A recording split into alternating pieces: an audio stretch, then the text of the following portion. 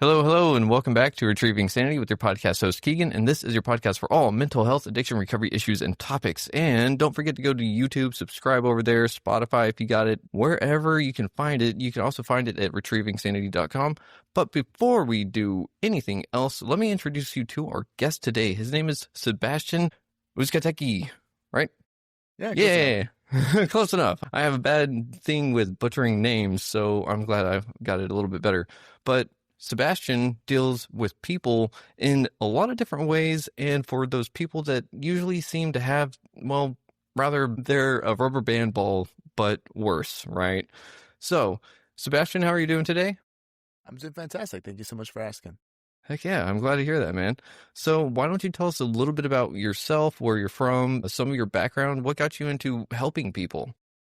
Yeah, I'd love to. So first and foremost, and the most important thing is I come from an immigrant family that came to the United States looking for this American dream and all this prosperity that there is to have, only to find the same poverty, just at a different level, really. That's what it was, right? Because it's just these 12-hour shifts every single day, and there's none of this liberty that you hear so much about, right? Seeing, almost feeling like my family was robbed from me,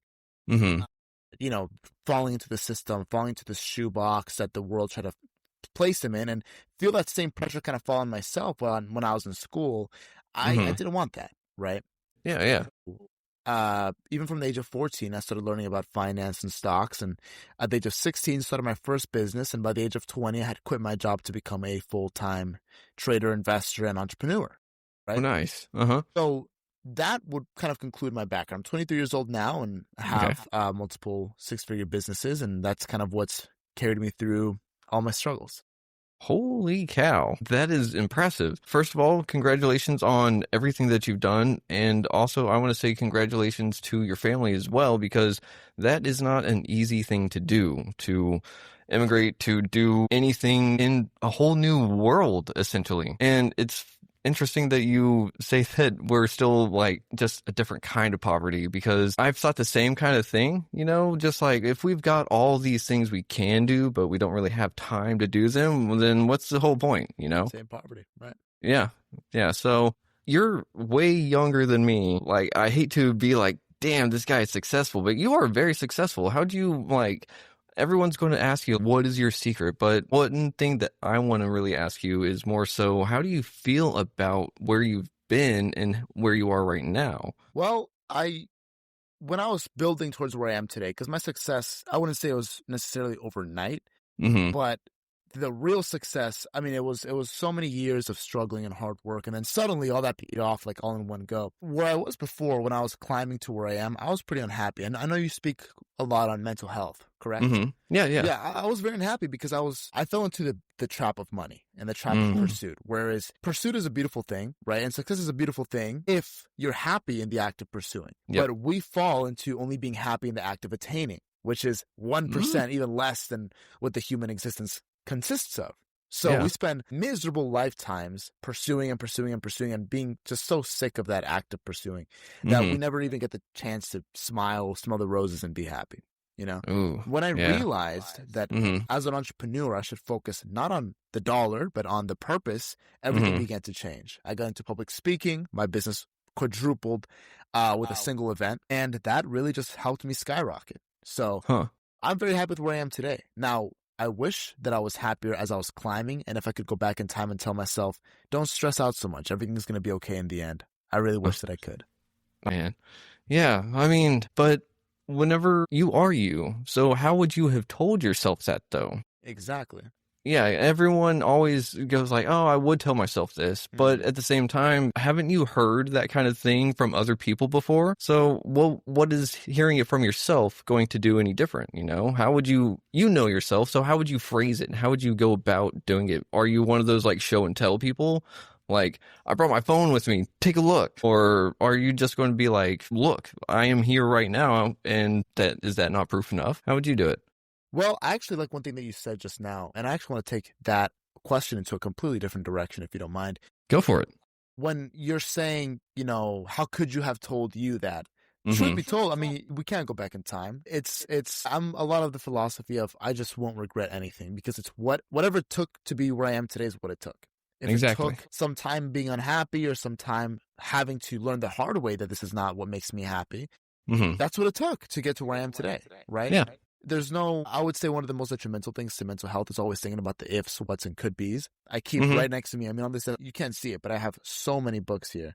And a lot of them are philosophy, specifically Stoicism, because it's very important to me to always maintain that mentality that I have what I have, I control what I control, and I don't what I don't. So it's a question of learning to be happy within this sphere of things that you can influence.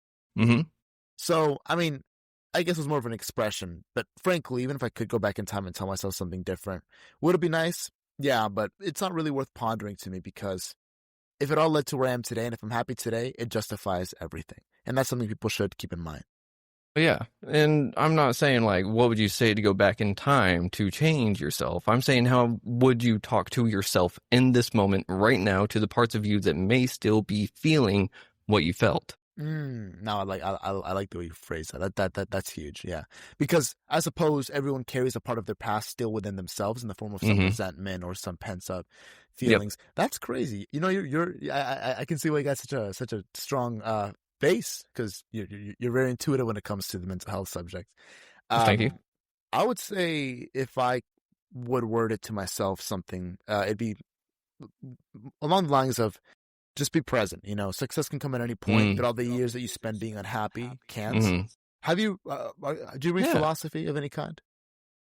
I'm big into it, but I'm terrible with names, so I don't like to associate like, oh, it's this kind of philosophy or this kind.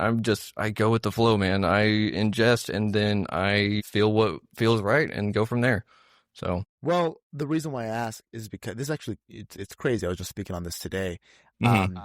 Nietzsche, a nihilist philosopher, which you usually don't expect to find anything useful in the mental health department there, but he actually has one really interesting concept that helped me break out of the cycle of just unhappiness and anxiety and misery and stress for the future.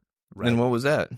Well, he writes, he has this question, this philosophical conundrum where he says, if a spirit came to you at the end of your life and said, there is no heaven, there is nothing after death, you simply repeat the exact same life that you just lived. Every moment that you were happy is the same exact moment. Every moment that you're upset is the same exact moment. Anxious, miserable, depressed, all of those. You're going to relive the same exact life that you just had. Would you consider that spirit to be an angel or a demon?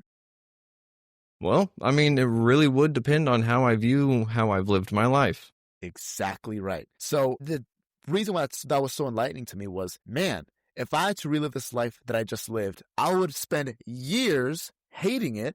I would be like, man, I don't want to do that again, you know? And that kind of clicked for me is, if I'm I not better happy start now, changing now. Exactly. Yeah. If I'm not happy now, when is that going to happen? Right? Yeah. Because you don't have to wait to be happy. You know, that's the one thing that's free in life if you do choose it. You don't have to wait to be happy. There's no reason why it doesn't have a cost. You don't have to wait to be a millionaire to be happy or till you get to your goals. If you can, the whole point of being an entrepreneur, like what I've done, is to walk my own path and to not have to deal with the misery of, you know, shedding all these blood, sweat, and tears for another man's dream, you know?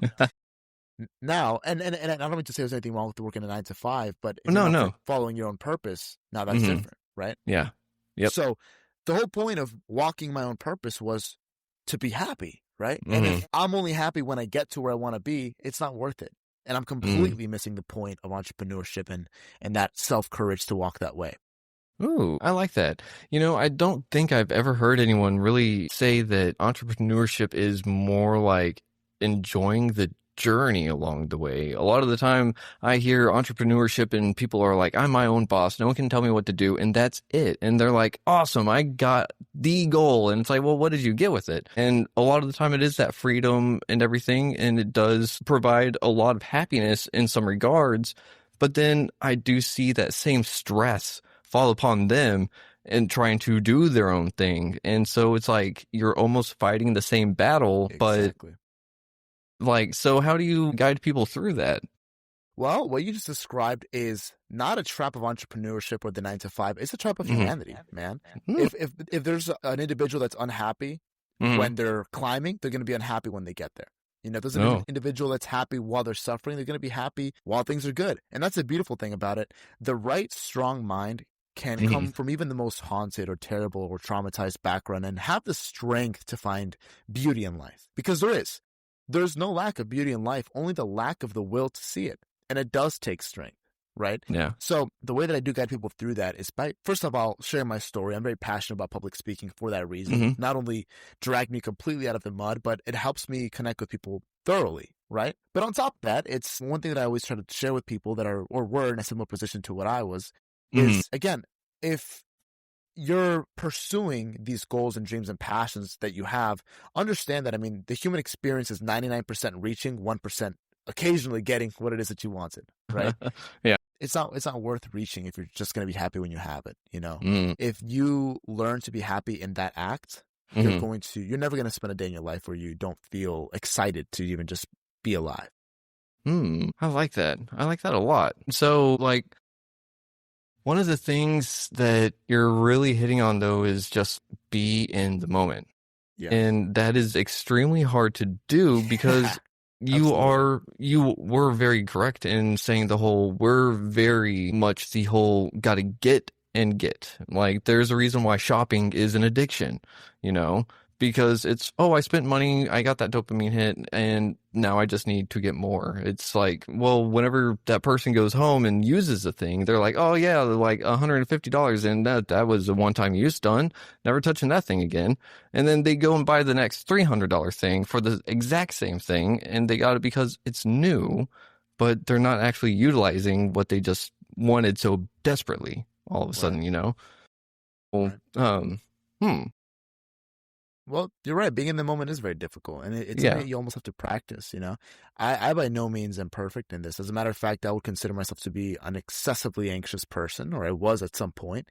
I've pretty much killed that in myself now. I mean, I was so anxious at some point that, I mean, I couldn't do anything without just thinking about what's next, and again, just being profoundly uncomfortable to my very core at every moment of existence. Yeah. However, as I practice, I wouldn't say necessarily meditation, but just happiness, gratitude, because it's almost like a muscle in us to practice that happiness. And thinking, you know, instead of scrolling through my phone and trying to just pick the next song, listening to 10 seconds and then skipping again, let me just listen to this, you know, let me just be happy, be now, right? Practicing presence, you can meditate for that. You can just practice gratitude or being happy, but it will completely change the narrative of everything in your life. Yeah, for sure. I love that because I know I'm going to say this again, but you're young and you have a lot of wisdom behind you and within you, and you're using that. You're not just using it, you're utilizing it and you're dispersing it as well. So it's very interesting because it's also really like encouraging for the upcoming generation, because a lot of younger people, they aren't sitting there going always like, let me be in the moment. They're like, let me be in the phone more. But at the same time, my generation is pretty much just as bad too, because we're the ones that kind of started it, you know? Yeah, unfortunately. My parents are worse than like iPad kids nowadays, you know? It's bad. But, you know, it's funny that you mentioned that. I just got finished speaking for a college, actually. A class of, my same generation, but like the last of them that are coming out, you know? Yeah.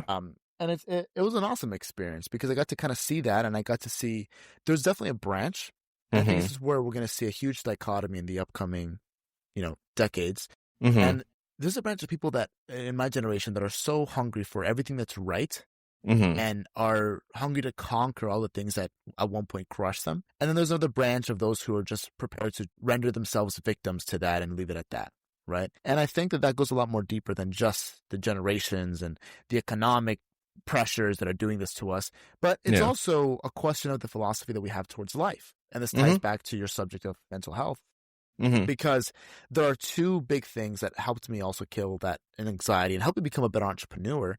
And it's, am I going to be a victim of circumstance and forever be a slave to circumstance and blame something else for everything? Or am I going to take control of what belongs to me? Am I going to make the world a victim of me and my actions? Am I going to make my life a victim of myself and take the decisions and stop always being reactive, but instead of being active? I think as human beings, we find happiness and fulfillment in being active as opposed to living a life always on someone else's terms, always on saving, defensive, reacting to this or that. Man, start doing, get creative. You know, that shakes things up in such a way that it drives happiness back into our souls, and it helps crack that shell of routine that we calcify into.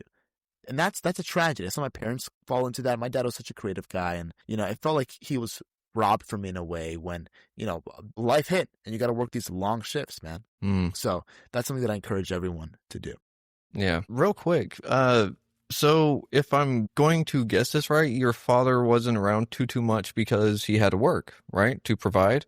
Well, both my parents were very busy with work pretty often. I'm not going to say that they weren't there. They did absolutely the best that they could, and even more, for sure. But I mean, given the circumstance, there's a lot of work that had to be done, and and this was a very pivotal moment for me. Was there's a lot of work to be done, and somehow even dedicating 20 years of their lives to the same job with the illusion of consistency behind it, they both lost their jobs at the same time in 2023. Ridiculous stuff with nothing to show for it. Right. What? And that's what taught me that the greatest risk in life is to not take a risk at all. Ooh, right? The greatest risk in life is to stay exactly where you are. We're taught to flee from risk. And again, to fall into these reactive cycles of just working the safe 9 to 5. And we don't realize that risk is not something to flee from, instead something to conquer, especially if it's for your own passion and dream, which is always going to carry risk. But again, it's a question of, are you willing to conquer that risk, knowing that your true happiness lies behind that? That's really good. And you're essentially saying that risk is a lot like fear. In this sense, for the sheer fact that I used to run from fear, but now I use fear as a motivator, Now it's more like, okay, let it push me instead of push me away from things. And I'm really glad that you were able to also see something so beautiful from your family and your parents actually pushing in. Because I think that work ethic passed on to you, but at the same time, there's something in you that saw that it can be different and it doesn't have to be that way. You're absolutely right. And the tragedy, the people that are most abused in this life are the hard workers, right? Because the system says, and it knows, hey, this person thinks that just by working hard, they're going to do well in life. So let's go ahead and slap them into a corporation and help them be a cog to our products, right? Yep. But what kind of set me apart was if I'm going to work hard, I'm going to work hard for me. Right. There's one unconditional aspect of human existence that it's marked by the fact that we will shed blood, sweat, and tears. Now, something changed along time that made humanity shed those blood, sweat, and tears for corporations as opposed to themselves. And when you snap out of it and realize, hey, if either way life is going to be hard and either way I'm going to be at risk, like I showed you with my parents, I'm going to do it for me. Yeah. I'm going to bleed, sweat, and cry, but for myself and for my own dreams and passions. And again, we're in similar worlds, just different, I guess, dimensions of the same thing. You're in mental health. I suppose that I'm in the same subject, just regarding finances or entrepreneurship, because I'm a firm believer. To me, that's a therapy like no other, is pursuing that to the fullest extent that you can. Yeah. Technically, we're in the same field because it would be personal growth. Yeah. Perfect. I guess that's why the conversation is flowing so well, man. Yeah. Because if you don't focus on yourself, you can't focus on your assets, right? Right. And if you focus on your assets, you're going to be missing out on yourself to the point to where you are no longer good for anyone, especially yourself. And so you're actually sitting here, you're developing yourself, you've cultivated yourself to the point to where you've got success and you've got a lot of it, and you're spreading it, and you're showing people the difference between this is where we were and this is where you could be too. It really, you do remind me of like the allegory of the cave, Love that, man. Oh man, I'm so glad that you're into philosophy. I love that allegory. Yeah. And so I can see you getting a lot of backlash from your peers, especially because y'all are younger, so you don't have that same experience in the workforce, getting crushed down from the 9 to 5 all the time, And so a lot of people are like, oh, no, this job is great. I got all these benefits. I got this. I got that. I got the weekends off, And so you're sitting there going like, I could take the day off if I wanted to, or I could just like whatever. But you're also sitting there to the point to where it's, how do I say it? You've got that spark to where you have the capacity to grab all those people's attention, but not everyone is going to really listen. And of course, not everyone is going to be able to get the same message across to everyone, but you've got that unique bit of just being young with this much like profound wisdom, and that philosophy is going to go so well, and it already has. I don't know why I'm saying it is. Yeah, I'm going to say it's going to go so well because I'm speaking it into the future more because you're doing it now and consistency is key. Right. And if you keep doing this, I can't even imagine where you're going to go. It's going to be crazy. Thank you. I really do appreciate that. I think a lot of that has come to me from one very interesting thing that you mentioned in passing as you were going. And it's how you said earlier about how so many people are just that profound unhappiness as they're, perpetually. You said you can't focus on your assets without focusing on yourself because you'll lose it all, right? Yep. Now there's a statistic. It's actually a proven fact. Lottery winners, on almost the entirety of them, they lose everything they got. They lose it. They lose it all. Now, how crazy would it be to think that you could win $100 million and somehow manage to be stupid enough to lose all of it, right? And the reason why is because life has a really funny way of giving you exactly what you deserve. Right? Ooh. And putting you exactly where you're supposed to be. The person that you are merits exactly where you're supposed to be. Now, that's funny because a lot of us are obsessed with the victim role and thinking, no, I'm supposed to be this or that, or I deserve this or that. But the question becomes, what are you doing to attract those things into your life? Right? Not chase. Yeah. Don't chase, because what happens when you chase things? They run away. They run away. Yep. And I know you've read Marcus Aurelius to some extent, and you understand his concept of the garden. You chase butterflies, they fly away. You build a garden, they come to you, right? So the things that you have internally, it literally manifests into the things that you'll at some point have externally. But the things that you have externally, you will lose them if you don't have the capacity in yourself to be a vessel to that, right? So it's extremely important to understand that success is something that comes from within. And I think that's one of the main things that helped me out. Even though at first I didn't see much fruit, I spent 4 years being a struggling business owner. And 4 years actually. And then, I focus on purpose. Even just towards the very end of that, I focused deeply on purpose, what I want to put out into the world. And I saw how the world began to shift around me and how things began to almost fall into my lap. There's two entrepreneurs, especially in today's world where anyone can call themselves an entrepreneur. There's those who chase a dollar. You can sniff them out. It's the guys on YouTube with rented cars making ads that no one clicks on, right? And then there's the guys that chase a purpose. And those are the ones that always leave the world with something. I love that. And it really does sound to me like, first of all, congratulations. Wait, not congratulations. That's not the word I was looking for. And I just threw myself off really bad. I deal with ADHD and autism myself. So same. Yeah. Okay, so sometimes my brain goes, all right, and we went over here and we're back. It's because I relate to that. I really do feel that. As you were speaking, I was sitting there thinking, I was like, man, he's really talking about something that I've talked on before and really resonate with, and it's living intentionally, setting intentions to live or setting intentions through the day. And it's part of that whole, I'm going to do this. And so therefore I want to attract that kind of thing, And so as you're talking about that, everyone talks about the law of attraction now. Do you harp on that, or do you kind of go it's a little bit meh? Yeah, spiritual, mumbo jumbo. I totally believe in it. And I think, as a matter of fact, there's a very logical explanation to what it is. I'm not necessarily the most spiritually in tune person, I would say. I like to view things from just a point of pure fulfillment and logic, I would say, right? But no, the law of attraction and manifestation is deeply rooted in reality. And what it is, well, let me put it this way. The things that you're looking for, you notice more. So if we're sitting on a highway and I tell you to look for red cars, you're suddenly going to think, man, everyone's got a lot of red cars today, And it's not magic. It's just because you're now susceptible to that. Now, if I tell you to look for yellow cars, same deal. Suddenly, the world is full of yellow cars. Right?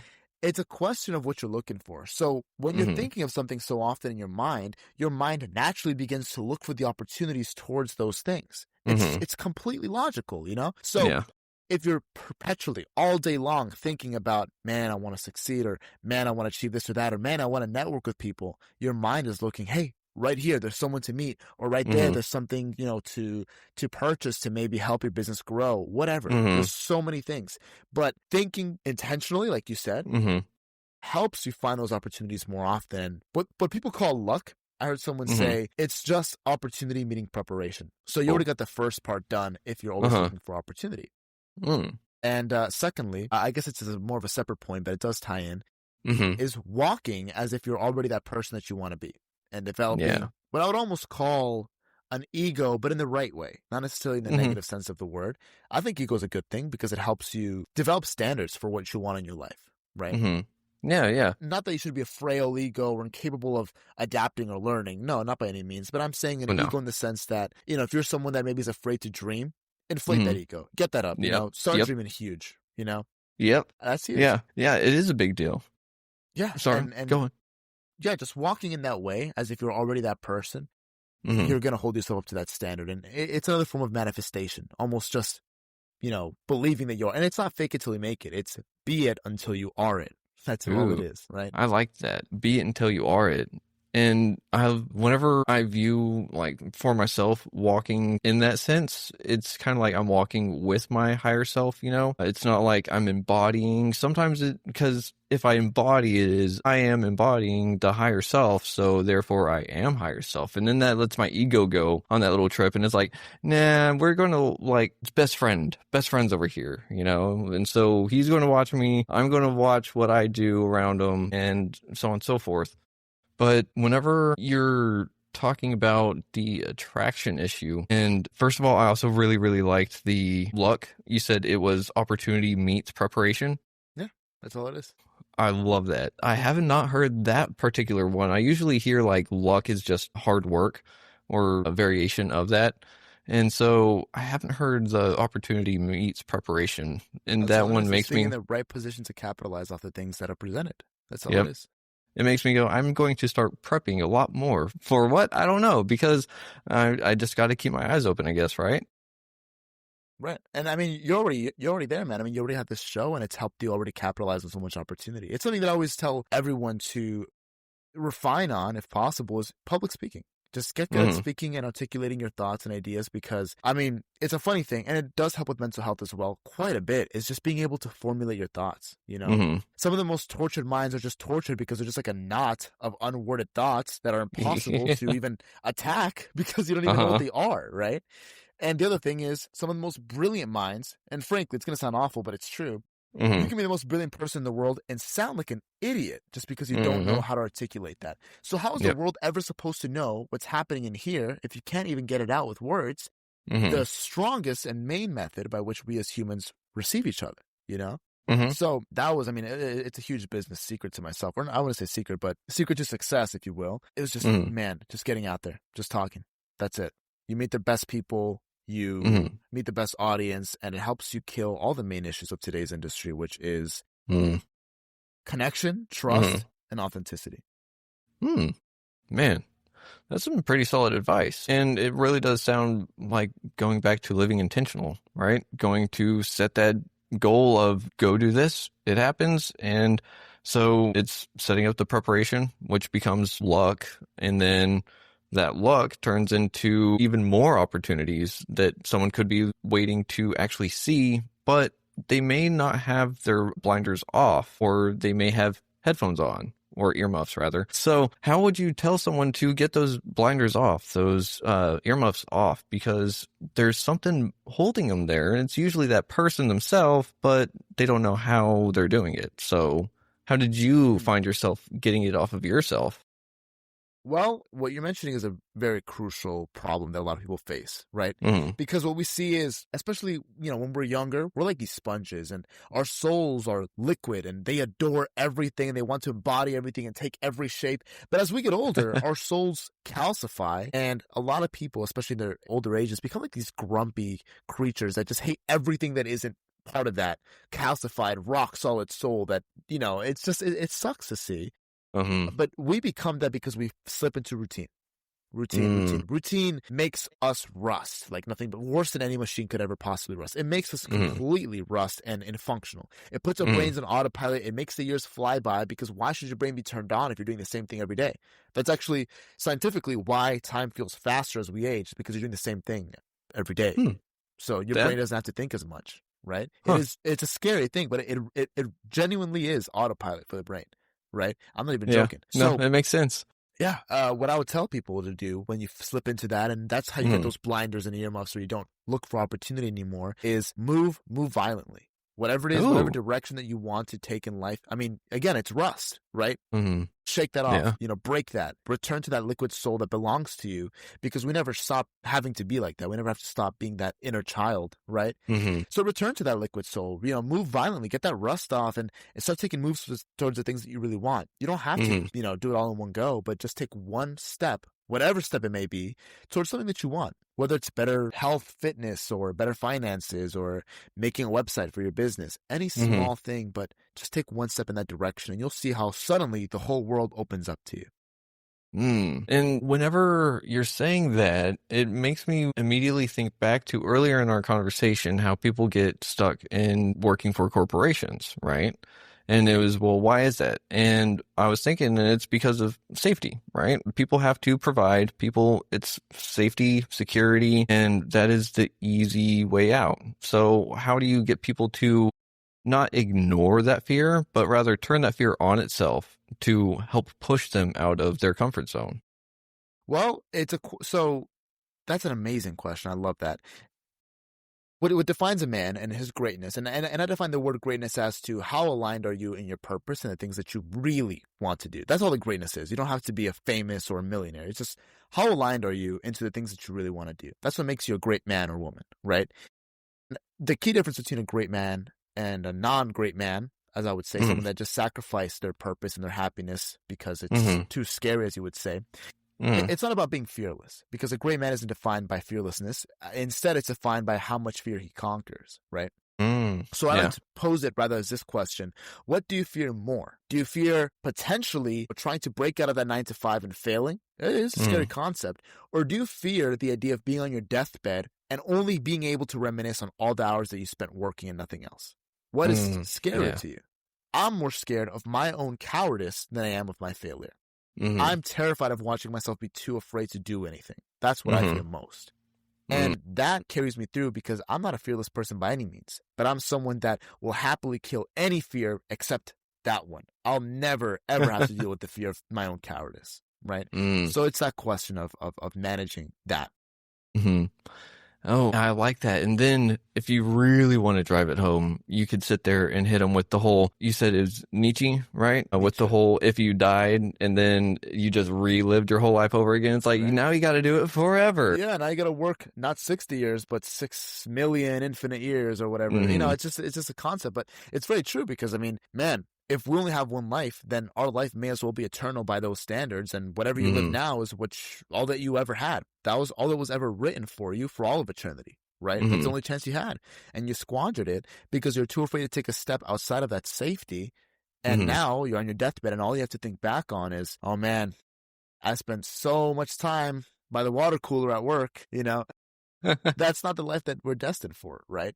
It's not it. And if you look at the numbers, it's scary if you ever do want to study that, and I encourage the audience to. Man, statistically, after our 20s, the people that we spend the most time with, it's not our families, it's not our kids, it's people not our at work, friends, co-workers. And I don't know about you, but when I used to work, I can't stand those people, man. No, that sucks. That's awful. It should be your family or your kids or your friends or something. But that is a horrible statistic. Yeah.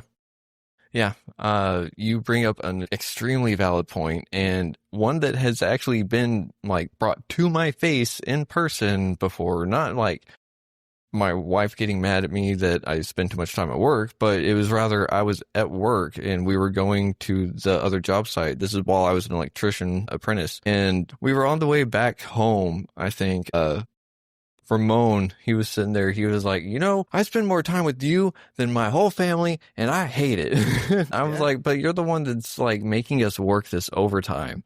Well, I got to pay for everything somehow. Well, right. I understand that, but don't yell at me. I'm your apprentice. I want to work for my food and stuff, but I don't want to work for all this extra stuff. Right. And it is a scary thing. It really is scary. And then whenever you take into account, you are the 5 people you hang out around the most. Well, suddenly you become Yep. Yeah, man. You're just going to be the same coworker. You're going to be the same story that you're telling me right now. You're going to be that person to someone else. And they're going to have the same complaints that, man, I spend so much time with this guy and I can't stand it. And I know I wasn't the best coworker either, because no one is. And that's a reality that needs to change. I think that's a huge metric for happiness is, hey, who are you spending much time with? And if it's those 5 people are just coworkers, how do you expect the whole civilization or society to really have happiness be something at the core of their values when they're not with their families, kids, or friends, people that they are with by choice because they love? No, they're with people that are also in the same systematic trap that they are in to make just enough money to forget about their dreams. That's what a salary is. Just enough money that they pay you to forget about your dreams. And what I saw when I was still working, at the age of 20, I said I quit my job to do full-time trading and entrepreneurship. I didn't leave with much, to be honest. But when I left and I told my boss to put me up for do not rehire, which means I could never go back to that job. And it was a good job. It was a banquets in the biggest hotel in Central Florida, the Rosen. I could have been, if I stayed a little longer, a 6-figure job. At the age of 20, 21, I would have had that maybe, you know? But I quit in its full entirety. I quit. I told him to put me up for do not rehire because I saw the other people there, and there was everyone that was a server at this hotel, a banquet server. These were old, unhappy people. Probably the most miserable group of people I've ever met in my life. I mean, like, they were just so profoundly unhappy and rude all the time. All the time. And that showed me one huge thing, and it's, man, that's where I would end up. Because this job, it pays just enough to completely forget about my dreams. Anyone's dreams, for that matter, you know? Yeah. And that's what a salary is. It's the bare minimum sellout, at which point you say, hey, don't want to do that anymore. I'm happy. I'm just happy enough. Yeah. But we should never settle for less. You know, you just like nailed some zombie dead in some coffin because, like, I've never really thought about it that way because I've been offered salary position before and I wasn't going to take salary because I know that it comes with working overtime and not getting paid that overtime. And I'm not about to be damned working overtime without making that money. So I told him no, you know, and that's kind of the thing is like, if I'm going to be working, I'd rather get paid by the hour, but a salary, like you're saying this whole year is worth only this much for this. And it's like, whenever we really do think about that, the potential to make money for one's own self is almost limitless, isn't it? Yeah. When you suddenly break out of these I would even call them, it's just contracts that another human being gives you. I mean, at the end of the day, what is another human being to be more than you or to be on top of you in terms of authority? We're just talking monkeys, man. You know, I what did someone decide that there's better monkeys than others? It doesn't make sense to me, you know. And for one human to give you a contract and say this is what your time is worth, to me is almost disgusting. It is absolutely I understand the necessity, but again, to me, it's almost like a slap in the face. What do you mean this is what I'm worth? When you break out of that and you break out of these numbers that other human beings give you, you can begin to actually pursue what you spiritually within are destined for, right? Now, the reason why, I mean, salary specifically is terrifying is because, I mean, you're not getting paid by the hour. You're getting paid a fixed amount, point blank, period. You know, even getting paid by the hour, same deal. Because, man, that's a resource that we only have one of. Every single second that goes by. And yet, despite it being the greatest gift, the ultimate coincidence that we even exist in today's world and every second is worth more than gold could ever be worth, we somehow decide to put a price tag on it, and usually it's like $20 an hour. It's that. Almost the most disrespectful thing that we can do to ourselves. Again, I understand necessity 1,000%. There's nothing wrong with being where you're at. There's something wrong with staying where you're at. You know, so anyone that's working that 9 to 5 for their necessity for their family, that's totally fine. But think about what you really value. Do you value that job, or do you value that job gives you enough to feed your family? Right? Yeah. Because then your purpose is in the job, and you're not really happy with the job. You're happy with what the job allows you to do, but you realize right there in that point that, man, if I can work this job, sure, to sustain myself, but then walk towards what I'm destined for or what I am passionate about. You just crack the code, man. That's it. That's all you got to do. Just start walking in that direction. That's it. Man. And see, hearing that will give someone like myself a little bit of hope because I've still got the 8 to 5 and, you know, I work 9 hours a day and boss says you need to take a lunch, but I don't take a lunch because I'm ADHD and I just don't do lunch breaks, you know? And so here I am doing a podcast and my goal like for it is actually to turn Retrieving Sanity into a nonprofit for mental health resources. Wow. That's incredible. I just got in marches in the United Nations for a lot of nonprofits. I got to speak for the United Nations for women's rights specifically. That's an Whoa. awesome thing that you want to do, man. That's huge. Yeah. The world needs that today. Well, thanks. Yeah, I want to turn this into a mental health resource kind of nonprofit that can help people that have been through trauma, that deal with PTSD, CPTSD, and then like addiction, recovery, all that kind of stuff. Just something to help people feel like they're a person again, because whenever we're dealing with mental health, we don't feel like a person. And then it's even easier to get stuck into this whole little shindig that is a career, and especially one that's written by someone else. And so I'm like, this is a great little setup. Like, yeah, I get people's stories and everything out on radio and try to help all that stuff. But for hearing that you just have to start and go gives me even more fire under my ass. It's like, okay, well, I'm at least going the right way. Man, So. you've got a great big audience as well, which is awesome. And on top of that, you have a clear purpose. Those are the two things that already define an entrepreneur. You have people that are, you're a leader already in your own right, first and foremost. And secondly, you've got something to lead those people towards. So you've got direction, and then you've got this powerful voice behind you as well. That's it. That's all that you need, man. And with what you already have the elements necessary to make these chemical reactions that the result is success. And the byproduct is more success, right? That's really what it is. And not just in the sense of money, really. That's not what's important, but fueling your purpose and your self-happiness as well. And most importantly, because your purpose is the happiness of others, so many other lives as well that you could be potentially saving. And specifically for nonprofits, there's so much potential. Even getting into the United Nations, for example, is a big deal. And you receive a lot of funding that way too. But of course, point being is anyone can do it. And you've already got so much. It's just a matter of, just all this momentum that you already have, which, believe it or not, everyone has all this power already stored into them. In your case, you have so much potential energy just like rammed up, ready to go, and just moving it, getting that ball to roll in that direction that you want to move in. That's really all it is, man. But you've already got so much movement. Damn. Well, thanks for clarifying that for me, because that does help, what's the word, defog the lenses, if you will. Because glasses are nice, but if you walk into a sauna with them, you can't really see anything. So how would you suggest people actually, real quick, we haven't done this little part yet. Do you have any shout outs for yourself or any people that you would like to give a shout out to that have helped you along the way? Man, I would say first and foremost, my parents, because they came to this country wanting to do whatever that they wanted to do, but on their own route, their own way, right? Yeah. And that's huge to me. Those are the people that I would say I probably admire the most, because it's a lot of hard work, it's a lot of difficulties, and it takes a lot of courage to do that. And honestly, just be grateful for everyone that's helped on the way, but especially my parents.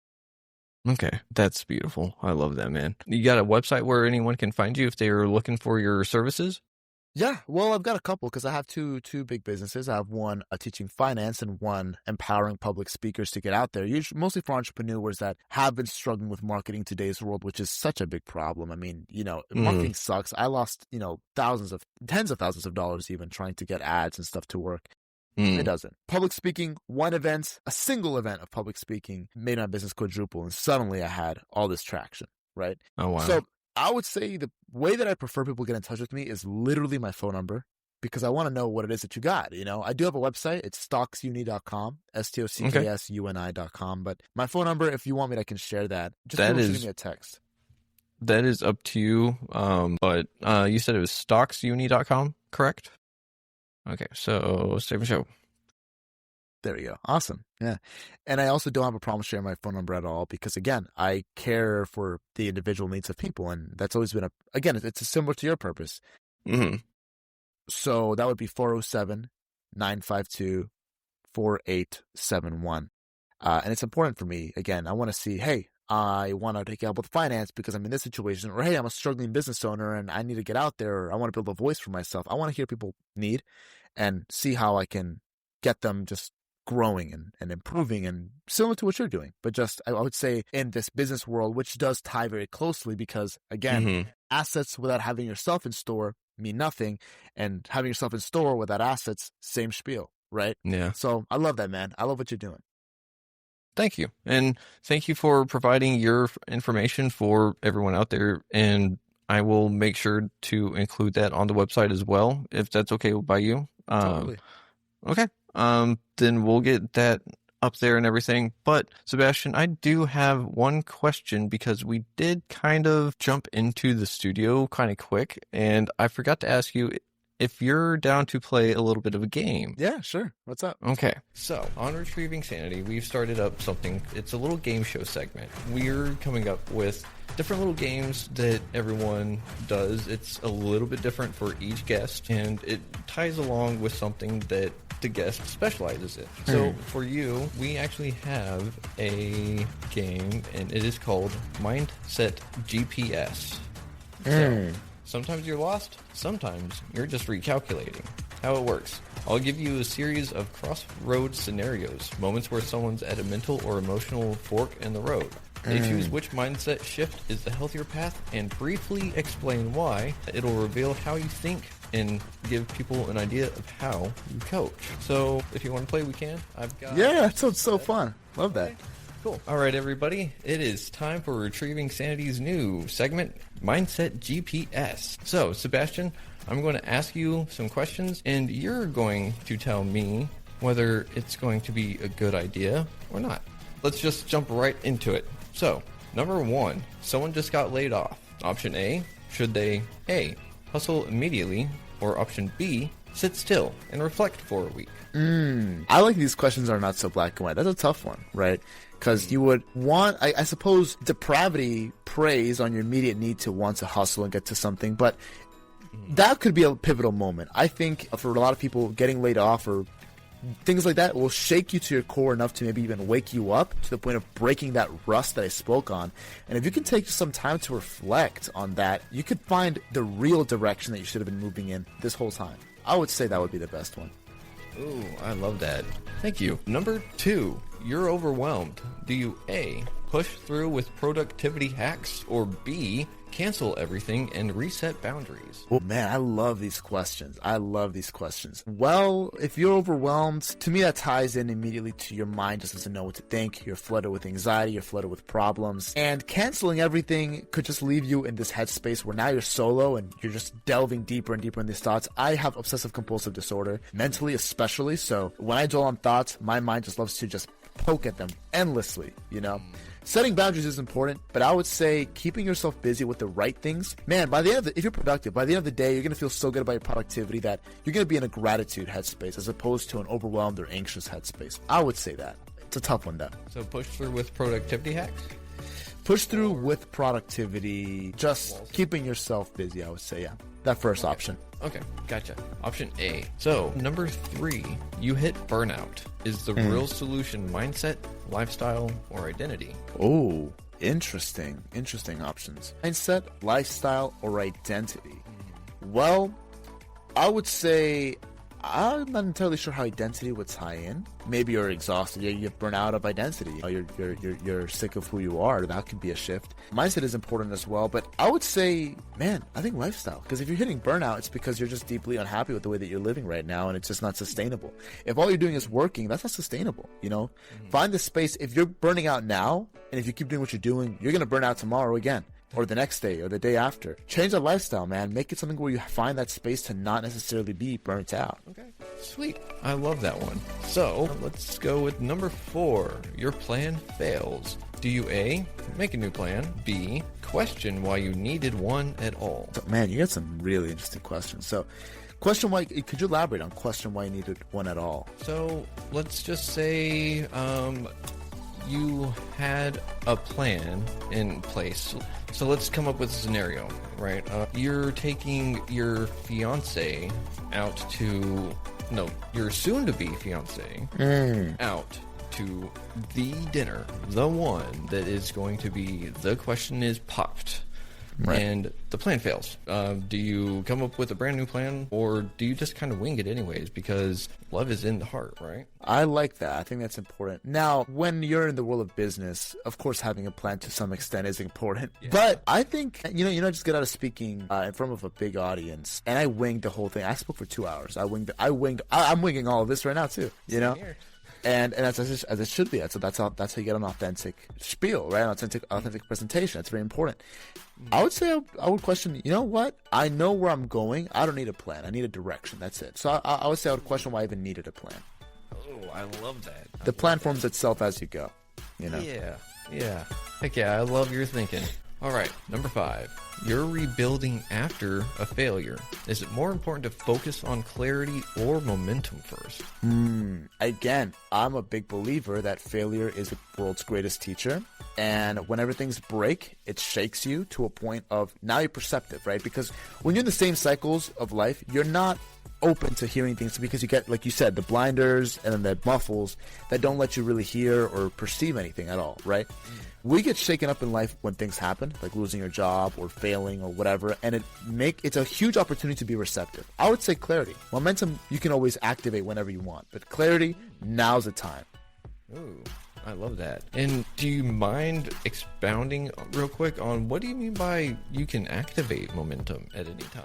Well, I've learned so many times that it's just a question of the right decision making at the right time, you know? Okay. So you're always one proper decision away, one smart, creative, and good decision away from exponential growth.